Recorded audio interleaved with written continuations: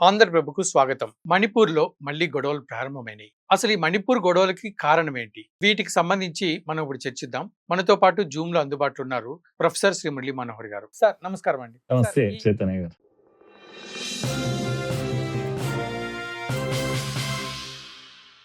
Sir ఈ మణిపూర్‌లో జరుగుతున్నటువంటి ఈ గొడవలకి కారణం ఏంటి? ముఖ్యంగా ఎన్ఆర్‌సీయే దీనికి కారణం అనేటువంటి వార్తలు వినిపిస్తున్నాయి. అసలు దీనికి ఆద్యం ఎక్కడ సార్? చైతన్య గారు, మనకు తెలుసు మణిపూర్ అల్లర్లు అనేవి ఈ దేశం మర్చిపోలేదు. 2023 జరిగినటువంటి, అంటే ఒక్క రోజు కాదు, 2 రోజులు కాదు, సార్. ఒక ఏడాది కాలము మంటలు ఆగలేదు. హ్మ్. ఆహ్, దేశమంతా కూడా ప్రతిపక్షాలు కూడా ప్రధానమంత్రి పైన దుమ్మెత్తి పోసాయి. ఎందుకు ఆయన వెళ్ళడు అక్కడికి? ఎందుకు ఆయన మాట్లాడడు? ఇలాంటివన్నీ కూడా అవును. జరిగాయి. మనము విన్నాము, చూసాము. అయితే ఇప్పుడు సద్దుమణిగింది. హ్మ్. ముఖ్యమంత్రిని కూడా పక్కకు పెట్టేసి రాష్ట్రపతి పాలన పెట్టి హ్మ్. కేంద్ర ప్రభుత్వం జోక్యం చేసుకొని కాస్త అల్లర్లయితే సార్. ఆపగలిగింది హ్మ్. ప్రభుత్వం. కేంద్ర ప్రభుత్వమే ఆపింది. తర్వాత ఇప్పుడు సాధారణ ప్రభుత్వమే నడుస్తుంది. హ్మ్. అయితే ఇప్పుడు అక్కడ సమస్య ఏంటి అంటే 2 జాతులు. కుకీ జాతి, హ్మ్. మై మై మైతేయి జాతి, ఈ 2 అవును. జాతులు హ్మ్. అక్కడున్నారు. హ్మ్. కనుక ఈ జాతుల మధ్యల 2 తెగలు, ఈ హ్మ్. ఏమంటాం ట్రైబల్ తెగలు సార్. సంబంధించి. కనుక దీని అండర్‌స్టాండింగ్ మనకుంటే ఇంకా ఈ సమస్య మనకి ఈజీగా అర్థమవుతుంది. సార్. ఏంది అంటే మైతీలు ఎవరు? అంటే వీళ్ళు 50 ఉన్న రాష్ట్రంలో ఉన్న జనాభాలో 53% జనాభా వీళ్ళది. సార్. ఇంఫాల్ మనందరికి తెలుసు. మణిపూర్ యొక్క క్యాపిటల్ సిటీ ఇంపాల్ అని. హ్మ్. ఇంఫాల్ లోయ ప్రాంతంలో ఉండేవాళ్ళు వీళ్ళు. అంటే సార్. ఆహ్, కొండలు, లోయలు ఇలాగుంటుంది గదా! ఇవంతా గూడా రేంజెస్ ఉంటాయి. హ్మ్. ఏడ గూడా ప్లెయిన్ ల్యాండ్ అనేది ఉండదు. హ్మ్. కనుక లోయల్లో ఉంటారు. అంటే కింది భాగంలో ఉంటారు. వీళ్ళ చుట్టూ ఏముంటాయి? కొండలుంటాయన్నమాట. సార్. లోయల్లో ఉండేటువంటి ట్రైబల్ తెగ ఇది. హ్మ్. హిందువులు వీళ్ళు. కానీ దయచేసి మనం మర్చిపోకూడదు. వీళ్ళను ట్రైబల్స్ అని గుర్తించలేదు ప్రభుత్వాలెప్పుడు గూడా. ఓకే. హ్మ్. ఎప్పుడు గూడా మనకు ఇప్పుడు ఎస్సీ అనేది ఎలా గుర్తిస్తారు? అంటే సామాన్యం అందరితో కలిసి ఉన్న, ఊరికి దూరంగా ఉండి, అంటరానితనము ఉండి, ఇవన్నీ లక్షణాల కారణంగా ఎస్సీ స్టేటస్ ఇస్తారు సార్. వాళ్ళకు. ఎస్టీ స్టేటస్ ఎవరికిస్తారు? అంటే ఎవరైతే అడవుల్లో ఉంటారో, నాగరికతకు దూరంగా ఉంటారో వాళ్ళందరూ ట్రైబల్స్ అయితారు గదా! ఓకే. చైతన్య గారు. అవును. ఊరికే కామన్ మ్యాన్ కూడా అర్థమైతది ఈ విషయం. హ్మ్. అక్కడ ఉన్న వాళ్ళని ఎందుకంటారు అంటే, వాళ్ళు నాగరికతకు దూరంగా ఉన్నారు. సార్. మీ ఏరోప్లేన్‌లు, మీ రైళ్లు, మీ టీవీలు, మీ ఓటీటీలు ఇవేవి వాళ్ళకి తెలియదు సార్. కదా! కనుక అక్కడ ఉండే వాళ్ళను, మరి అక్కడ ఉన్నా సరే వీళ్ళని ట్రైబల్స్ అని పిలవచ్చు. హ్మ్. వీళ్ళు హిందువులు. హ్మ్. వీళ్ళలో కన్వర్షన్స్ ఉండవు. హ్మ్. మైతీలు అనేవాళ్ళు. ఓకే. కనుక వీళ్ళకి ఎస్టీ హోదా లేదు ఎప్పుడు కూడా. హ్మ్. తర్వాత ఇలా ఉండడం వల్ల ఏమైతదంటే, అక్కడే ఉన్న కొండ పైకెళ్ళి హ్మ్. అక్కడ ల్యాండ్ కొనలేరు వాళ్ళు. హ్మ్. ఎందుకంటే అది ట్రైబల్ ఏరియా గనుక. ట్రైబల్ ఏరియాలో నాన్ ట్రైబల్స్ కొండ భూమి కొనడానికి వీల్లేదు. వీళ్ళే. ఓకే. అంటే తమ ప్రాంతంలో తాము భూమి కొనలేరు. చట్టం అలా ఉంది. హ్మ్. ఇది ఇలా ఉంది. కనుక వీళ్ళ డిమాండ్ అంతా ఏందంటే, మాకు ఎస్టీ హోదా ఇవ్వండి అని.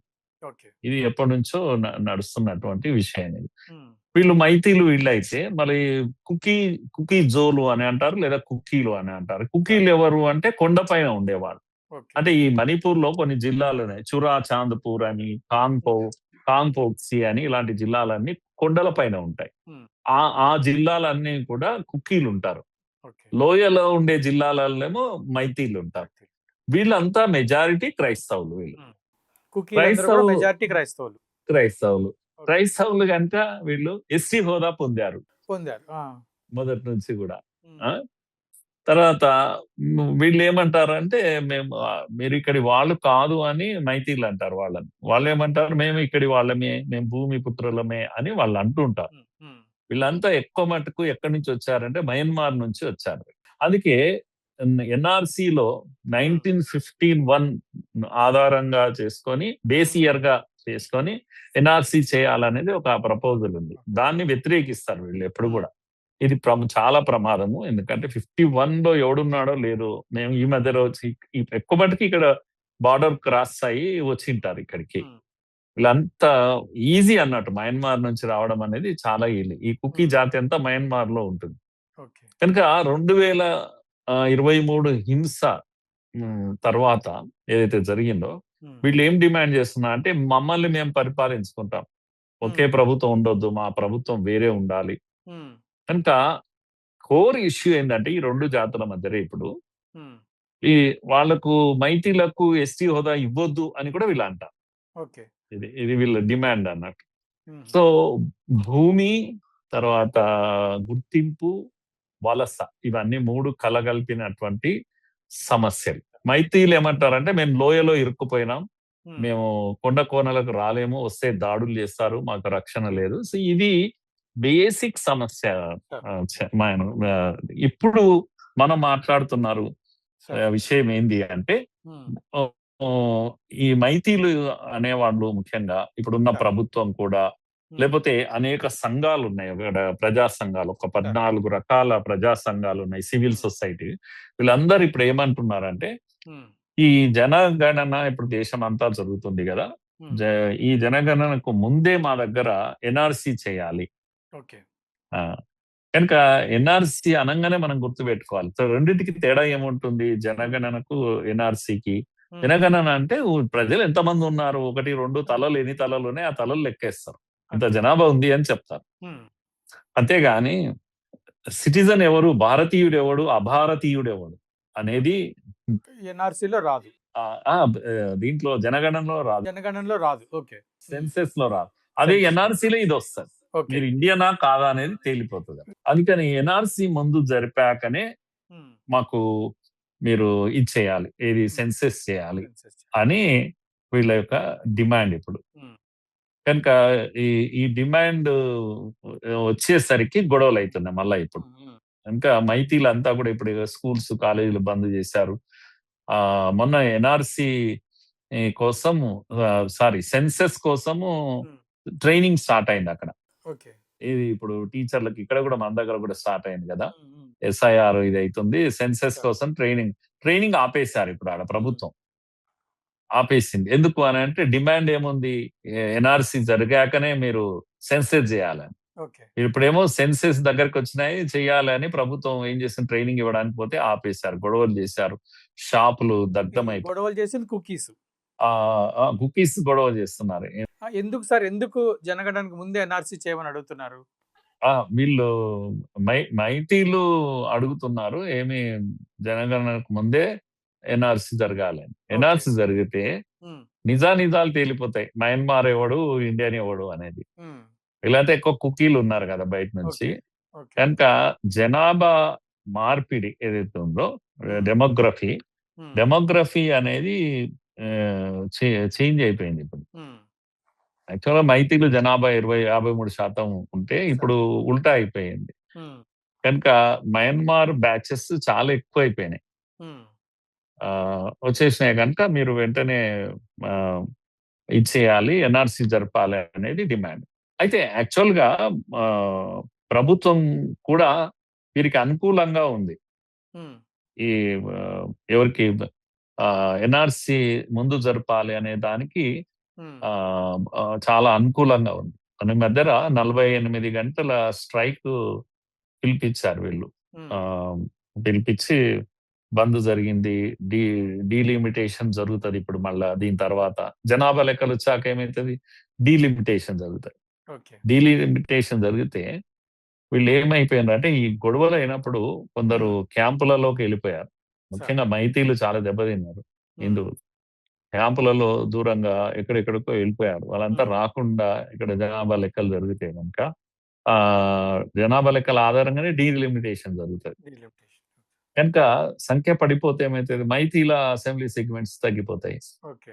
కుకీల అసెంబ్లీ సెగ్మెంట్స్ పెరిగిపోతాయి. పెరిగిపోతాయి. హ్మ్. ఇవన్నీ ఇప్పుడు ఆడ గొడవ అంతా గూడా అది మణిపూరు వ్యాలీ డిస్ట్రిక్ట్స్ అని నేను ఇంతకు మొదలన్నాను. వ్యాలీ అంటే లోయల్లో.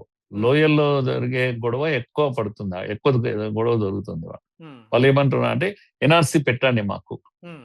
ఎన్ఆర్‌సి పెట్టాకనే మీరు జనగణన చేయండి ఓకే. అనేది చాలా చాలా డిమాండ్ ఉంది. హ్మ్. అందుకని ఇప్పుడు ఈ మళ్ళా నిరసన మొదలైందా అని అందరూ భయపడుతున్నారు. సార్. కొద్దిగా టియర్ గ్యాస్ సెల్స్ ఇవన్నీ మళ్ళా స్టార్ట్ చేశారు ఓకే. ఉపయోగించడము. వాళ్ళు కూడా గొడవలు బాగా చేస్తున్నారు. ఉమ్, కనుక జేఎఫ్‌డి అంటారు. జస్ట్ అండ్ ఫెయిర్ డీలిమిటేషన్ కావాలి ఉమ్, అంటే ఏం చేయాలి అంటే ఎన్ఆర్‌సి జరగాలి. ఓకే. జరిగితే ఆహ్, భారతీయులెవరు, విదేశస్తులెవరో తేలిపోతుంది. అప్పుడు గనుక మీరు తేలియాక మీరు డీలిమిటేషన్ చేస్తే అంటే శాశ్వతంగా అసెంబ్లీ సీట్లు పెరుగుతాయి. పెరిగినప్పుడు ఎవరివి పెరుగుతాయనేది ఇప్పుడు పెద్ద సమస్య. కనుక ఒకసారి విదేశస్తులు అంటే జనగణన చేశామనుకోండి ఉదాహరణకు. మయన్మార్ వాళ్ళు ఇక్కడే ఉన్నారు. ఉమ్, జనగణన చేశారు. చేశారు. చేశాక జనగణన చేశాక డీలిమిటేషన్ అసెంబ్లీ సెగ్మెంట్ సీట్ల ఉమ్, సంఖ్య పెరుగుతది. జనగణన చేయంగానే సంఖ్య ఎంత పెరగాలనేది దాని ప్రకారమే పెరుగుతది. సార్. కనుక ఆడ సెగ్మెంట్‌లల్ల అక్కడ ఉండేవాళ్ళు జనాభా ఎవరైతే బయటి వాళ్ళున్నారో వాళ్ళ ఉమ్, కారణంగా వాళ్ళ నంబర్ పెరుగుతది. అవును. అసెంబ్లీ సెగ్మెంట్స్ గూడా ఉమ్, వాళ్ళ చేతిలోకి వెళ్ళిపోతాయని లోకల్స్ వీళ్ళు. ఎవరు మైథిలి. మైథిలి అనేవారు. కనుక మా మనోభావాలను గుర్తించండి. మా ఉమ్. బాధను మీరు అర్థం చేసుకోండి. అనేది వాళ్ళు చేస్తున్నటువంటి డిమాండ్. సరే, ఇప్పుడు మీరు చెప్పిన ప్రకారం అయితే ఎన్ఆర్‌సి చేసి జనగణన చేయండి అని చెప్పి రైతులు అడుగుతున్నారు. అయితే దీన్నేమో వ్యతిరేకిస్తుంది కుకీస్. సో, మరి గవర్నమెంట్ ఇద్దరికి కలిపి ఏం పరిష్కారం చూపించబోతుంది? అయితే ఇప్పుడు ఆహ్, ముఖ్యమంత్రి ఏం చెప్తున్నాడంటే ఆ! ఆల్రెడీ ఇప్పుడు కాదు లాస్ట్ 22లోనే ఒకసారి అసెంబ్లీలో తీర్మానం చేశారు. ఏమని? హ్మ్. ఎన్ఆర్‌సి జరిపాకనే మీరు జనగణన జనగణన చేయాలి. జరగాలి మా రాష్ట్రంలో అని అసెంబ్లీనే తీర్మానం చేసింది. హ్మ్. తర్వాత మధ్యలో గూడా మళ్ళా అదే తీర్మానాన్ని ఇచ్చేస్తూ హ్మ్. కేంద్రానికి పంపించారు. హ్మ్. కనుక రాష్ట్ర ప్రభుత్వం సిన్సియర్‌గా పంపిస్తుంది. మా మా ఉద్దేశ్యం ఇది అని. హ్మ్. కనుక మమ్మల్ని మన్నించి ముందు ఎన్ఆర్‌సి చేయండి. అయితే వీళ్ళేమంటున్నారు ఇప్పుడు సార్. కుకీలంటే హ్మ్. అసలు ఎన్ ఎ ఎన్ఆర్‌సితో పని లేదు. హ్మ్. మీరు యథావిధిగా మేము వెల్కమ్ చేస్తున్నాము. కేంద్రం దేశమంతా గూడా లేట్ అయింది ఇప్పటికే. హ్మ్. 2021లో జరగాల్సిన జనగణన జనాభా లెక్కల సెన్సస్ అనేది ఇప్పుడన్నా చేస్తున్నారు. కనుక ఇప్పుడు పూర్తి చేయండి దయచేసి. చేసి డీలిమిటేషన్ చేయండి. హ్మ్. అది పూర్తి చేసినప్పుడు అన్నీ తేలుతాయి. ఎవరు స్థానికులు, ఎవరు బయటి వాళ్ళనేది కూడా తేలుతుంది అనే వాదన కనుక ఎన్ఆర్‌సి అవసరం లేదు. పౌరసత్వం చర్చ చేయాల్సిన పని లేదు హ్మ్. అని కుకీల యొక్క కుకీలు. డిమాండ్ అన్నట్టు. ఇక్కడ ఇంకొక చిన్న సమస్య కనిపిస్తుంది. ఎస్సీ, ఎస్టీ ఈ ఈ ప్రాబ్లమ్స్. సో, ముఖ్యంగా మరి కుకీలు ఎక్కువ అంటే మీరు చెప్తున్న ప్రకారం కుకీలు అనేవాళ్ళు ఎక్కువ క్రిస్టియన్స్ ఉంటారు. సో, వాళ్ళకి వాళ్ళకి మరి ఎస్సీ హోదా ఎలా వచ్చింది? ఆ! అంటే ఈ మతానికి సంబంధం లేదు. ఇది ఓకే. ఎస్‌టి అనేది మతానికి ఆ! సంబంధం. ఎస్టీ కాదు సార్. ఎస్సీ అనే హోదా కుకీలకి ఇచ్చారు కదా ఎక్కువ. ఎస్‌సి కాదు ఎస్‌టి. ఎస్టీ ఇచ్చారు. ఓకే. ఓకే. ఆ ఎస్‌సి ఎవరికీ లేదు. అక్కడ కొండ ప్రాంతాల్లో ఉన్న వాళ్ళకందరికీ ఎస్‌టి అనేది చెందుతుంది. ఇప్పుడు ఎస్టీ ఉంది. ఉదాహరణకు ఓకే. నార్త్ ఈస్ట్‌లో క్రైస్తవులే ఎక్కువున్నారు. హ్మ్. కానీ ఇప్పుడు రిజిజు ఉన్నాడు. కిరణ్ హ్మ్. రిజిజు. ఆయన హ్మ్. ట్రైబల్ అండి. హ్మ్. ట్రైబల్ ఎందుకంటే ట్రైబల్ ఏరియాలో ఉన్నారు గనుక హ్మ్. వాళ్ళంతా గూడా అడవి ప్రాంతాల్లో నాగరికతకు దూరంగా ఉన్నారు. ఇప్పుడు నాగరికత పెరిగింది అది వేరే ఆ! విషయం. సార్. ఇప్పుడు మనం అనుకున్న ఎయిర్‌పోర్ట్స్ మనం అనుకున్న నేను చెప్పాను గదా! హ్మ్. టీవీలు లేకపోతే ఓటీటీలు ఇవన్నిటికి దూరంగా ఉన్నారు అన్నాం సార్. గదా! అవన్నీ ఇప్పుడు వీళ్ళ దగ్గరికి గూడా వచ్చేసాయి. హ్మ్. హ్మ్. సార్. వచ్చేసాయి గనుక వాళ్ళు వాస్తవంగా ట్రైబల్స్ కానక్కర్లేదు. వీళ్ళు కూడా మీరు చెప్పింది క్రైస్తవులైనా లేకపోతే హిందువులైనా హ్మ్. ఆహ్, వాళ్ళకు అది వర్తించదు. వాళ్ళు ఎస్టీలు కావచ్చు. ఓకే. ఎందుకొరకంటే మతంతో సంబంధం లేదది. హ్మ్. ప్రాంతంతో సంబంధం గనుక మీరన్న ప్రశ్నకు అదే జవాబని ఓకే. అనేది. హ్మ్. వాళ్ళంతా కూడా ట్రైబల్సే. కాపోతే వాళ్ళు ట్రైబల్స్ అయినప్పుడు హ్మ్. మాకెందుకు ఇవ్వరు ఈ ట్రైబల్ హోదా? హోదా. మేము కూడా ఇక్కడే ఉంటున్నాం గదా! మేమే భూమిపుత్రులం. ఇక్కడ పుట్టి హ్మ్. పెరిగాం. హ్మ్. మేము మతం మార్చుకోలేదు. హ్మ్. మార్చుకోనంత మాత్రాన మాకివ్వరా? వాళ్ళకెట్లా ఇస్తారు? అనేది. అవి కుట్రలు, కుతంత్రాలు, మత మార్పిడి ఇవన్నీ మనకు ఈ దేశంలో ఏం జరిగినాయి అందరికీ తెలుసన్నమాట. తెలిసిన విషయం. హ్మ్. కనుక గత ప్రభుత్వాలన్నీ గూడా ఎవరికి అనుకూలంగా ఉన్నాయి అనేది ఆహ్, మనందరికీ తెలిసిన విషయము. అంటే ఇప్పుడు గొడవలు ఆగాలంటే వాళ్ళకి ఖచ్చితంగా ట్రైబల్స్ హోదా ఇవ్వాలి. మరి ఇచ్చే అవకాశం ఉందా సార్ గవర్నమెంట్ దగ్గర? ఇప్పటికైతే ఏం లేదు. ఉమ్, ఇప్పటికైతే అలాంటిది ఏమి కనిపించడం లేదు. ఉమ్, తర్వాత ఫ్యూచర్ లో మనం చెప్పలేం ఉమ్, ఎట్లా ఉంటుంది. ఎందుకంటే ఆ విషయం ఎత్తుతే అయిపోయింది. ఆ, కుకీలు చాలా పెద్ద ఎత్తున గొడవ చేస్తున్నారు. గొడవ చేస్తున్నా. ఆ, అయితే దీంతో పాటు మనకు తెలవాల్సిన ఇంకొక విషయం ఏంటి అంటే, ఈ సార్. 2023 దంగా అంటాం కదా, ఉమ్, దాడులు, హింస, చాలా మంది చనిపోయారు. సార్. ఇవన్నీ జరిగాయి. తర్వాత కూల్ డౌన్ అయింది. ఉమ్, అయితే ఇంతలో జరిగిన విషయం ఏంటంటే, మొన్న ఒక 48 మంది ఉమ్, ఆ కాంగ్లీపాక్ అనేటువంటి ఒక తెగ, ఆ, ఓకే. వాళ్ళు కమ్యూనిస్ట్ పార్టీ వాళ్ళు ఉమ్, యాక్చువల్ గా. ఉమ్, ఉమ్, వాళ్ళంతా కూడా ఆ వాళ్ళ ఆయుధాలు కింద పెట్టేసి ఉమ్, గౌహతిలో వచ్చి ఉమ్, ఆ దీంట్లో జనజీవన స్రవంతిలో కలిశారు. వాళ్ళను గాంగ్బా గ్రూప్ అంటారు. అంటే ఈ కాంగ్లీపాక్ అనే ఒక పార్టీ, కమ్యూనిస్ట్ ఉమ్, పార్టీలో ఉమ్, ఒక గ్రూప్, అందరు కాదు, మళ్ళీ ఒక ఉమ్, పెద్ద గ్రూపు ఉమ్, వచ్చేసి సరెండర్ అయ్యారు. ఉమ్, అందులో 4 ఉమెన్ కూడా ఉన్నారు, ఉమ్, 48 మందిలో. అయితే వీళ్ళందరినీ ముఖ్యమంత్రి పెద్ద హోమ్ కమింగ్ సెరమనీ పెట్టి సార్. అందరి ఆయుధాలు అన్ని కూడా వాళ్ళు సరెండర్ చేశారు. ఉమ్, ఆ దీన్ని Manipur republic rifles, Manipur rifles parade ground లో ఈ పెద్ద తంతు జరిగింది మధ్యన, ఉమ్, వాళ్ళందరినీ తీసుకురావడం. అయితే ఆగస్టు 12వ తారీఖు నాడు ఇది జరిగింది. ఉమ్, మణిపూర్ సీఎం ఖేమ్చంద్ సింగ్ అని చెప్పేసి సార్. ఆయన ఏమంటాడంటే, మేము డెడ్ లైన్ పెట్టింటిని ఈ మధ్యలో వీళ్ళందరినీ కూడా సరెండర్ కామని, ఉమ్, ఇల్లీగల్ వెపన్స్ అన్ని సరెండర్ చేయండి 15 days లో, లేనట్టయితే మీ దగ్గర చర్చలు మేము జరపము, ఉమ్, మేము ఏందో చూస్తాం అనేటువంటి గట్టిది లైన్ తీసుకునేసరికి సార్. ఈ ఒక గ్రూప్ అంతా వచ్చి ఇది కరెక్ట్. అయిపోయింది. ఉమ్, ఉమ్, ఆయన వెల్కమ్ చేశారు అందరినీ కూడా, రండి అందరు వచ్చి జాయిన్ అయిపోయింది, ఉమ్, అవసరం లేదు. అయితే ఈ విషయం ఏంటి అంటే, ఉమ్, మే 3, 2023 మేలో జరిగినటువంటి ఉమ్, ఆ, అప్పుడు జరిగిన గొడవలో మీరంతా కొద్దిగా ఆ ఏమో మాకు అన్యాయం జరిగిందనే ఒక దీంతో మీరు వెళ్ళి ఉండవచ్చు, ఆయుధాలు చేతబట్టి ఉండవచ్చు. ఉమ్, ఆ కనుక మా న్యాయం మాకు లభించలేదని మీకు అనిపించుండవచ్చు. ఆ అది అది మర్చిపోండి, సార్. మీ ఆయుధాలు సరెండర్ చేయండి, ఉమ్, మీరు ఇప్పటికీ మునిగిపోయింది లేదు, మనము ప్రశాంతంగా బ్రతకొచ్చు అనే ఒక పిలిపించాడు ఉమ్, ముఖ్యమంత్రి. దాంతో వాళ్ళందరూ కూడా వచ్చి జాయిన్ అయిపోయారు ఉమ్, జనజీవన్. ఇప్పుడు ఏంటంటే వాళ్ళతో చర్చలు జరుగుతున్నాయి రెగ్యులర్ ఉమ్, గా. ఉమ్, ఏది ఇదంతా కూడా బ్యాచ్ ఎక్కువ మటుకు ఆ గొడవలో పోయిన వాళ్ళు వీళ్ళు. ఓకే. అంటే విషయం ఏంటి అంటే, ఈ ప్రభుత్వం పైన డైరెక్ట్ గా యుద్ధం, అదేంటిది, సాయుధ పోరాటం, ఉమ్, ఇవన్నీ కూడా వాళ్ళు చేశారు. కనుక సార్. 23లో జరిగిన గొడవలు మామూలు గొడవలు. మీరందరూ తెలుసు, మహిళలను అవును. బట్టలు ఉడబీకి పరిగెత్తించినాయి ఈ రెండు తెగల యొక్క రైవలరీ. సార్. ఇక్కడనేమో అందరూ మోడీని దుమ్మెత్తి పోయాలి, ఇట్లా పోయాలి, ఇది ఒక్కటే చూశారు కానీ ఉమ్, ఈ ఈ ఇష్యూ ఈ రోజుది కాదు ఇది. సార్. మొత్తం నార్త్ ఈస్ట్ లో ఈ తెగల మధ్యలో ఉమ్, అనేక, ఇందిరాగాంధీ కూడా చాలా ఇష్యూస్ డీల్ చేసింది, ఫెయిల్ అయిపోయింది. సార్. ఆమె కూడా ఫెయిల్ అయిపోయింది. ఉమ్, అక్కడ చిన్న తిరుగుబాటు వచ్చిందంటే సాయుధ పోరాటమే చేస్తారు వాళ్ళు. ఎక్కడి నుంచి ఓకే. వస్తాయో తెలియదు. మయన్మార్, చైనా, ఉమ్, వెపన్ అనేది ఊరికే. ఇప్పుడు అమెరికాలో అప్పుడప్పుడు స్కూల్ పిల్లలు వెపన్ తో కాల్చుకున్నారు అంటే ఆశ్చర్యం అనిపిస్తుంది. ఆ, ఇక్కడ కూడా అంతే. ఆయుధం ఇంట్లో మనకు వెజిటబుల్ కత్తి ఎట్లా ఉంటుందో అలా ఆయుధాలు వీళ్ళకు అంత ఈజీగా ఉమ్, దొరుకుతాయి ఉమ్, అక్కడ. ఉమ్, ఇది మనం ఈ బ్యాక్గ్రౌండ్ మర్చిపోవద్దు. మణిపూర్ విషయం వచ్చినప్పుడు సార్. అక్కడ సాయుధ పోరాటం జరిగింది ఉమ్, వాస్తవంగా. ఎందుకు టకటకటక 10 మంది, 20 మంది చనిపోయారు అప్పుడు ఆ గొడవల్లో. ఇక్కడ అట్లా జరగదు మామూలు ప్లేసెస్ లో. అంటే ఉమ్, అక్కడ వాతావరణం ఆ విధంగా ఉంది. ఆ తెగల మధ్యన ట్రైబల్స్, వాస్తవానికి వీళ్ళు ఉమ్, అడవుల్లో ఉన్న ట్రైబల్స్ కనుక వాళ్ళకు నాగరికత దూరంగా ఉండడం కారణంగా అదే పరిష్కారం అని కూడా అనుకుంటుంటారు ఒక్కొక్కసారి. అనుకుంటారు. సార్. కనుక ఒక ప్రభుత్వం ఉంటుంది, పోలీస్ ఉంటుంది, ఆర్మీ ఉంటుంది, మమ్మల్ని రక్షిస్తుంది, అవన్నీ తర్వాత.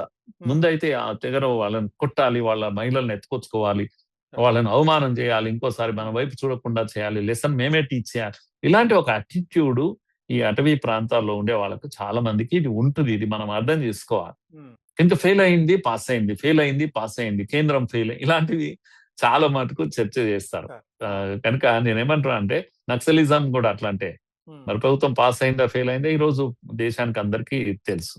ఉమ్, 80, 60, 70 ఏండ్లలో పరిష్కారం కాని ఒక సాయుధ పోరాటం అది కూడా. ఆ, కనుక ఇక్కడ ఈ బ్యాక్గ్రౌండ్ లో ఇది జరుగుతుంది. ఉమ్, కనుక ఇప్పుడు డిమాండ్ అంతా ఈ పరిస్థితిలో ఉన్నప్పుడు ఉమ్, అక్కడ కొంతమంది ఎమ్మెల్యేలను కూడా ముఖ్యమంత్రి ఏం చేస్తున్నాడంటే ఉమ్, ఢిల్లీకి పంపించాడు. ఓకే.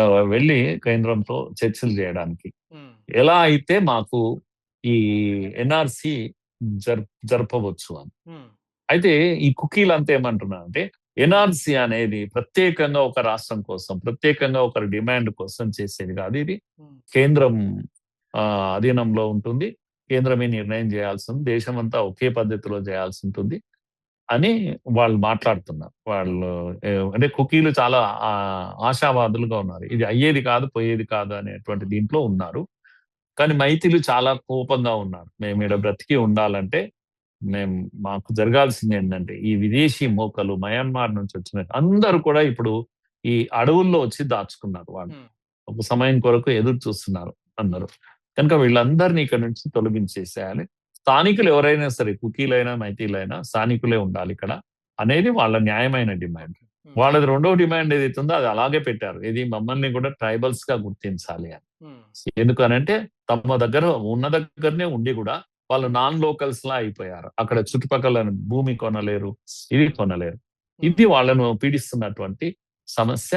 గతంలో కూడా ప్రభుత్వం కూడా అనుకూలంగా ఉంది వీళ్ళకి ట్రైబల్ స్టేటస్ ఇవ్వడానికి.